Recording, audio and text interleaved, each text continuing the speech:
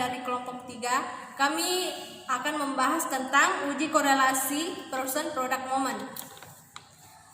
Di sini kami kan sudah membagikan makalah. Jadi di sini kami hanya membacakan beberapa part penting. Selebihnya cukup teman-teman sekalian yang membaca, karena itu untuk mempersingkat waktu. Baiklah, langsung saja. Korelasi adalah statistik yang menyatakan derajat hubungan linear antara dua variabel atau lebih. Analisis korelasi pertama kali dikembangkan oleh Carl Pearson pada tahun 1900. Di dalam teknik analisis korelasi, hubungan antara dua variabel hanya mengenai hubungan searah saja. Misalnya, tinggi badan akan saat seseorang tinggi badannya bertambah, maka berat badannya juga ikut bertambah. Tetapi jika berat badan seseorang bertambah, belum tentu tinggi badannya juga ikut bertambah. Sama juga pada contoh yang kami akan jelaskan sebentar. Tinggi IQ akan mempengaruhi tingginya juga nilai statistiknya. Tetapi belum tentu nilai statistik bertambah, belum tentu juga tinggi IQ-nya tersebut ikut bertambah. Nah, di sini di dalam analisis korelasi dikenal penyebab dan akibat. Penyebab biasanya dilambangkan dengan variabel X dan akibatnya dilambangkan dengan variabel Y. Macam-macam analisis korelasi itu ada 5. Yang pertama analisis product moment person, kedua range Spearman, yang ketiga point serial, yang keempat biserial, dan yang kelima koefisien kontingensi. Nah, sebentar kelompok kami akan menjelaskan pada macam-macam yang pertama, yaitu product moment person.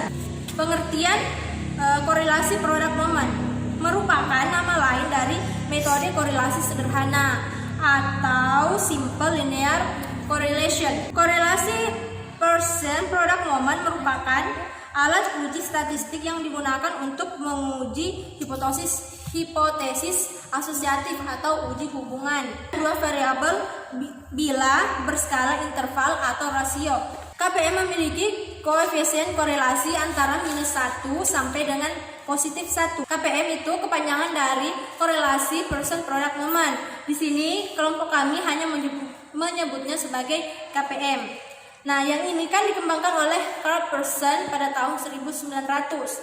Dan di sini menurut Hasan pada bukunya tahun 1999, dia mengklarifikasi nilai koefisien korelasi R person.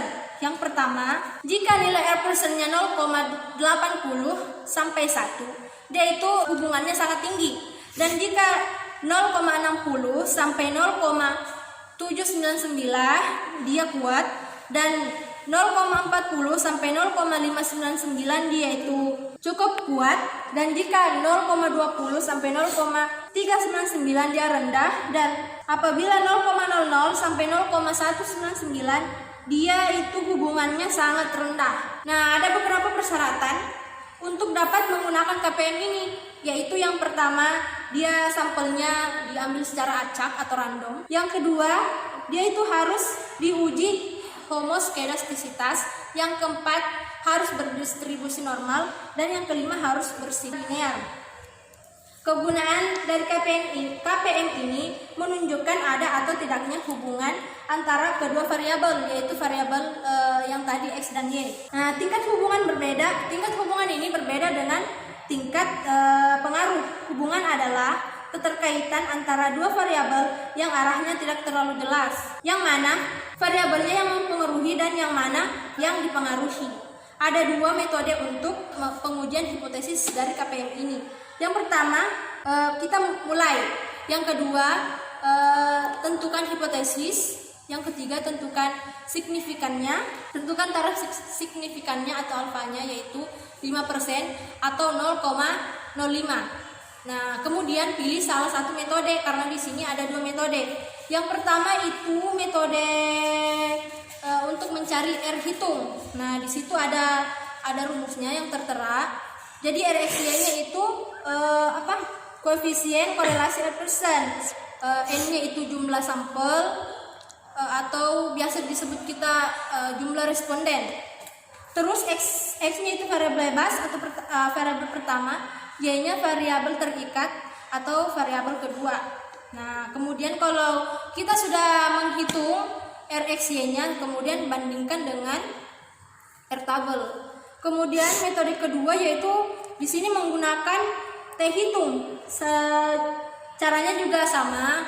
Pertama kita cari dulu RxY-nya. Kemudian masukkan nilai RxY-nya pada rumus. Di situ ada 2 rumus, pilih salah satu.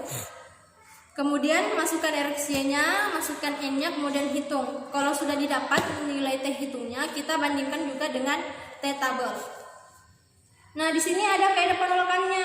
Jika T-hitung lebih besar dari T-table atau R-hitung lebih besar dari R-table, maka H0-nya ditolak dan menerima H1.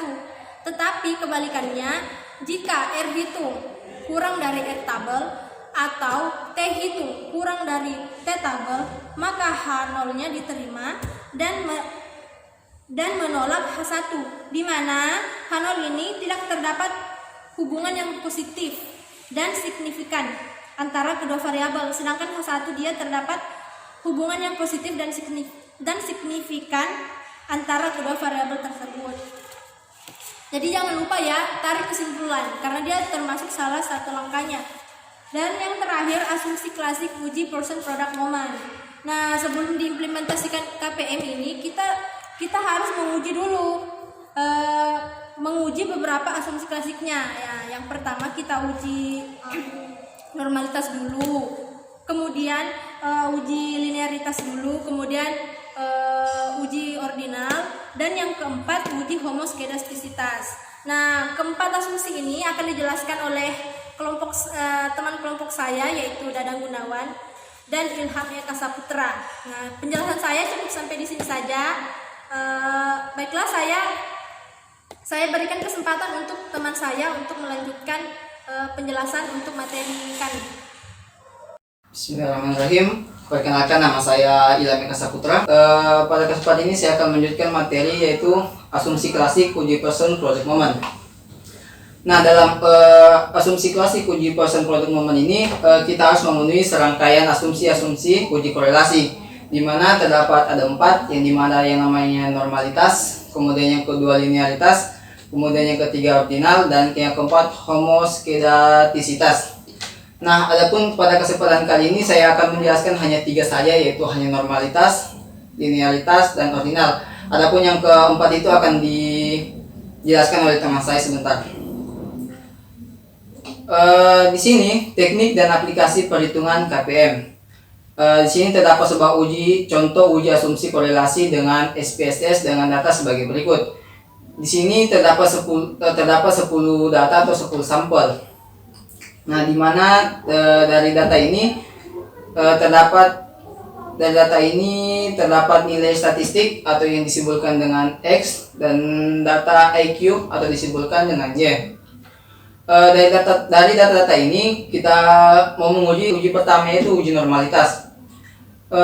Uji normalitas ini berguna untuk menentukan data yang telah dikumpulkan berdistribusi normal atau diambil dari populasi normal. Nah, uji statistik normalitas yang dapat digunakan diantaranya ada chi-square, Kolmogorov, Smirnov, Lilliefors, Spirowill. Nah, pada kesempatan ini saya menggunakan teknik Spirowill, di mana data yang normal menurut teknik Spirowill ini adalah jika nilai signifikannya itu lebih besar dari 0,05, dan jika nilai signifikan kurang dari 0,05, maka data berdistribusi tidak normal. Cara melakukan uji normalitas dengan SPSS pada 2 variabel, yaitu X yang dimana kita merupakan nilai statistik, dan Y tadi itu sebagai nilai IQ dengan 10 sampel. Ini langkah yang pertama, buka aplikasi SPSS, kemudian klik variabel view, kemudian isi name dengan X dan Y, kemudian klik label dan isi dengan nilai statistik dan IQ. Kemudian langkah yang kedua itu kita klik data view dan akan muncul X dan Y. Selanjutnya kita input atau kita masukkan data yang akan dianalisis atau mengcopy data yang akan diuji dalam Microsoft Excel. Kemudian langkah yang ketiga itu setelah data terisi pada variabel, pada menu kita klik energi, kemudian kita pilih deskriptif statistik dan pilih explore. Kemudian langkah keempat, masukkan variabel ke dalam dependent list. Kemudian langkah yang kelima, pada display centang board. Kita centang board, kemudian artinya kita akan melihat nilai statistik dan plot uji normalitas termasuk juga hasil uji Shapiro-Wilk. Kemudian selanjutnya kita klik tombol plots, kemudian kita centang system and leave-nya, kemudian pilih histogram, kemudian normality, plots with test, kemudian klik tombol continue dan selanjutnya klik OK. Kemudian langkah selanjutnya, dari hasil output test of normality, apakah data penelitian untuk statistik X dan IQ Y berdistribusi normal atau berdistribusi tidak normal. Kemudian di situ terdapat sebuah tabel di mana terdapat nilai-nilai di dalamnya. Kemudian ke langkah berikutnya, untuk nilai statistik X dan nilai signifikannya adalah 0,219 dan nilai signifikansi IQ atau Y adalah 0,099. Menurut dasar pengambilan keputusan uji normalitas, nilai signifikansi tersebut lebih besar dari 0,05. Maka data penelitian tersebut adalah berdistribusi normal. Kemudian kita melangkah ke tes berikutnya, yaitu linearitas. Secara umum, uji linearitas ini bertujuan untuk mengetahui apakah dua variabel mempunyai hubungan yang linear atau tidak. Suatu uji atau analisis yang dilakukan dalam penelitian harus berpedoman pada dasar pengambilan keputusan yang jelas. Nah, dasar pengambilan keputusan dalam uji linearitas dapat dilakukan dengan dua cara, di mana yang cara pertama itu, jika nilai deviasi from linearity signifikan lebih besar dari 0,05, maka H0-nya itu ditolak dan H1-nya itu diterima. Artinya ada hubungan yang linear secara signifikan. Kemudian jika nilai deviasi from linearity-nya signifikan kurang dari 0,05, maka H0-nya itu diterima dan H1-nya itu ditolak. Artinya tidak ada hubungan yang linear secara signifikan. Kemudian cara kedua itu, jika nilai F hitung lebih besar dari nilai F tabel, maka H0-nya itu ditolak dan H1-nya itu diterima. Artinya ada sebuah hubungan yang linear secara signifikan. Akan tetapi jika nilai F hitung kurang dari F tabel, maka H0 diterima dan H1-nya ditolak. Artinya tidak ada hubungan yang linear secara signifikan. Kemudian cara melakukan uji normalitas dengan SPSS pada dua variabel, yaitu X yaitu nilai statistik dan yaitu IQ dengan 10 sampel yang tadi. Yang pertama, kita buka program SPSS, kemudian kita klik variable view. Selanjutnya pada bagian name tulis saja X kemudian Y. Nah, pada desimal ubah semua menjadi angka 0. Pada bagian label tuliskan statistik kemudian IQ. Kemudian langkah kedua itu, setelah itu klik data view, kemudian lalu masukkan data nilai statistik dan IQ yang sudah dipersiapkan tadi, bisa dengan cara copy paste. Kemudian langkah ketiga itu berikutnya, dari menu utama SPSS pilih analisis, kemudian klik compare means dan pilih means. Kemudian yang keempat, muncul kotak dengan nama means. Nanti situ muncul sebuah kotak yang namanya means. Kemudian masukkan variabel statistik ke kotak independent list dan variabel IQ ke kotak dependent list. Kemudian selanjutnya kita klik options pada bagian statistik for first layer, pilih test of linearity, kemudian kita klik continue. Kemudian langkah terakhir adalah klik OK. Untuk mengakhiri perintah, maka akan muncul output SPSS. Dalam hal ini kita cukup memperhatikan pada tabel output atau on-off table. Kemudian yang ketujuh itu berdasarkan nilai signifikan. berbanding dari output di atas, di mana nilai deviasi from linearity signifikan adalah 0,142 lebih besar dari 0,05, maka secara otomatis H0 itu ditolak, sedangkan H1-nya itu diterima, artinya ada sebuah hubungan yang linear yang secara signifikan. Kemudian berdasarkan nilai F dari output di atas diperoleh nilai F hitung adalah 3,210 atau kurang dari F tabel di mana 4,35, maka H0-nya itu diterima dan H1-nya itu ditolak, artinya tidak ada hubungan yang linear secara signifikan. Di sini dengan catatan nilai F tabel dicari dengan rumus DF atau deviasi from linearity berbanding dengan width groups. Berdasarkan output SPSS di atas diketahui nilai DF adalah 4 berbanding 4. Kemudian tes berikutnya itu tes ordinal. Dalam tes ordinal ini masih terdapat sejumlah perdebatan di antara para ahli apakah skala sikap atau misalnya sangat setuju, setuju, agak setuju, kurang setuju, tidak setuju, sangat tidak setuju masuk kategori ordinal atau interval. Uji person apakah layak ditimpakan pada skala interval dan rasio ataukah minimal ordinal bisa menggunakannya. Robert Holm menyatakan bahwa skala ordinal pun layak ditimpakan uji korelasi person. Mengenai apakah skala sikap masuk ke dalam kategori skala ordinal. Baiklah, saya Dadan Gunawan. Saya akan melanjutkan materi berikutnya, yaitu tentang homoskedastisitas atau heteroskedastisitas. Adalah uji yang menilai apakah ada ketidaksamaan varian dari residual untuk semua pengamatan pada model regresi linear. Uji ini merupakan salah satu dari uji asumsi klasik yang harus dilakukan pada regresi linear. Apabila asumsi heteroskedastisitas tidak terpenuhi, maka model regresi dinyatakan tidak valid sebagai alat peramalan. Salah satu cara mendeteksi ada tidaknya gejala heteroskedastisitas dalam model regresi adalah dengan melakukan uji Gletser.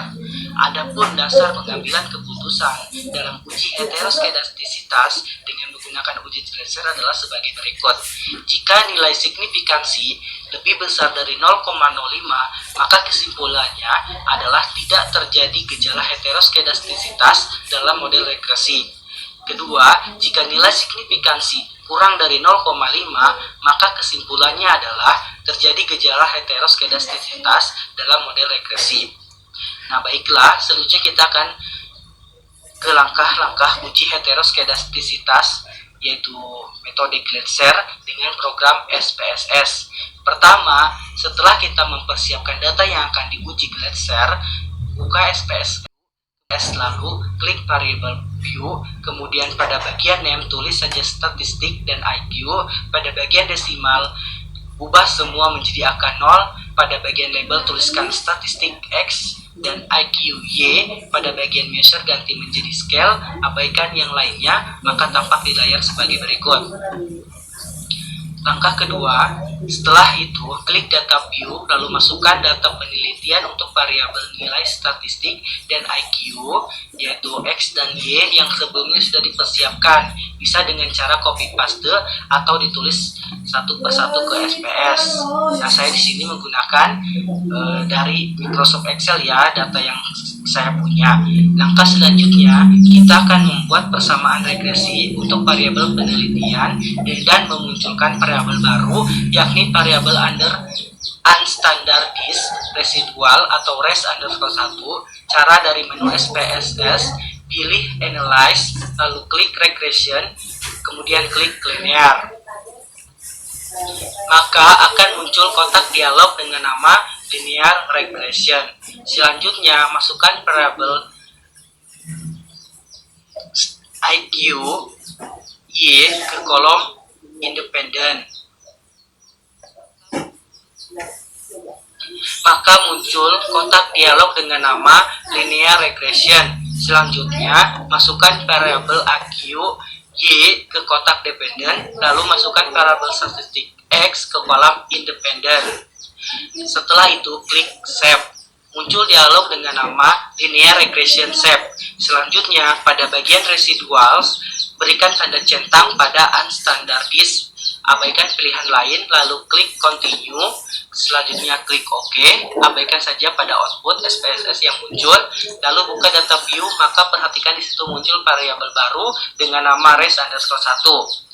Kemudian kita akan membuat variabel abs_res yang akan kita gunakan dalam uji Glaser ini. Caranya, dari menu utama SPSS, pilih transform, lalu klik compute variable, maka muncul dialog compute variable. Selanjutnya pada kotak target variable, tuliskan abs_res, lalu pada kotak numeric expressions, ketikkan abs dalam kurung res_1, kemudian klik OK. Abaikan saja pada output SPSS yang muncul. Lihat di bagian data view, maka muncul variabel baru dengan nama abs_res. Selanjutnya kita akan melakukan uji Glaser untuk persamaan regresi nilai statistik X dan IQ Y terhadap variabel absolut, residual, dan abs_res. Caranya, dari menu utama SPSS, pilih Analyze, kemudian Regression, lalu klik Linear.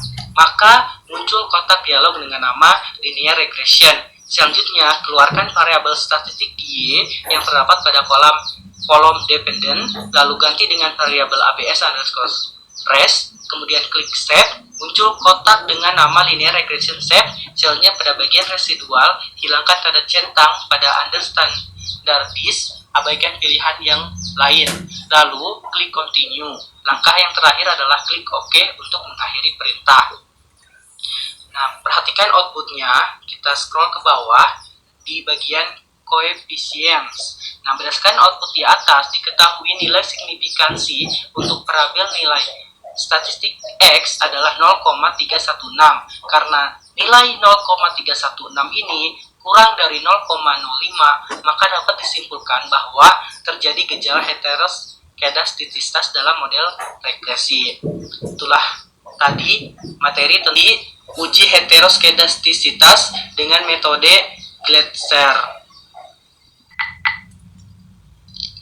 Baiklah, materi selanjutnya uji KPM dengan SPSS. Setelah uji persyaratan analisis data terpenuhi, biasanya peneliti akan melakukan uji analisis data. Uji korelasi dilakukan untuk mengetahui hubungan antara variabel bebas dengan variabel terikat dan sebaliknya. Hubungan variabel X dan Y bersifat positif, artinya jika X naik maka Y naik. Jika bersifat negatif, artinya jika X naik maka Y turun. Nah, kita selanjutnya ke langkah-langkah uji analisis korelasi dengan program SPSS.